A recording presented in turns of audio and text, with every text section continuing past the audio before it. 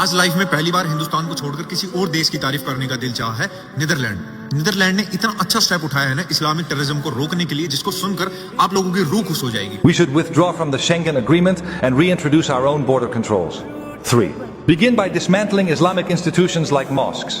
Start by closing foreign-funded mosques, including those that receive funding from abroad and are under the authority of Diyanet, the Turkish Ministry of Religious Affairs, and not us. 4. Lock up anyone who threatens or uses violence or deport them from our country.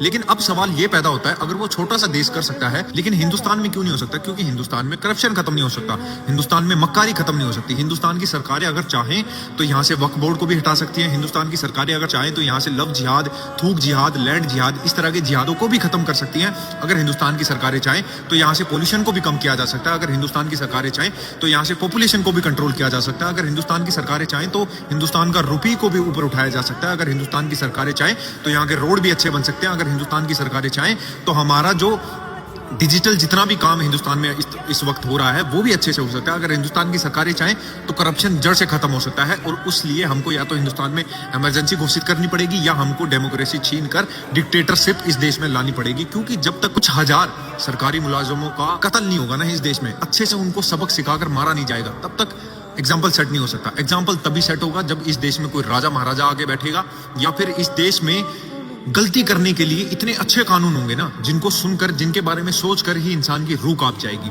अगर कोई चोरी करेगा तो उसको अपाइज बनाकर road पर फेंक दिया जाए। जो बलात्कार या इस तरह का कोई घिनौना अपराध करेगा उसके शरीर के छोटे छोटे पार्ट कर कर उनके घर वालों के सामने कुत्तों को खिलाया जाए। या फिर कोई इस तरह का कोई करप्शन करेगा कि रोड अच्छा नहीं बना रहा है, पुल अच्छा नहीं बना रहा है, पाइपें अच्छे से नहीं लगा रहा है, सीवरेज में दिक्कत आ रही है, इस तरह का कोई भी करप्शन करेगा, उसी रोड के नीचे उसको दफनाया जाना चाहिए, जिंदा वो भी।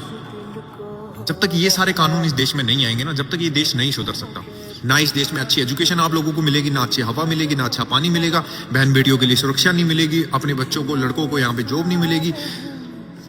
क्यों ना इस देश को छोड़कर जाए? मेरे को एक एग्जांपल दे दीजिए, जो लाखों लोग इस देश से हर रोज इमिग्रेट हो रहे हैं, इस देश को छोड़कर किसी और देश में वो सेटल हो रहे हैं, वो क्यों ना जाए? क्या दे रहा है ये देश उन लोगों को?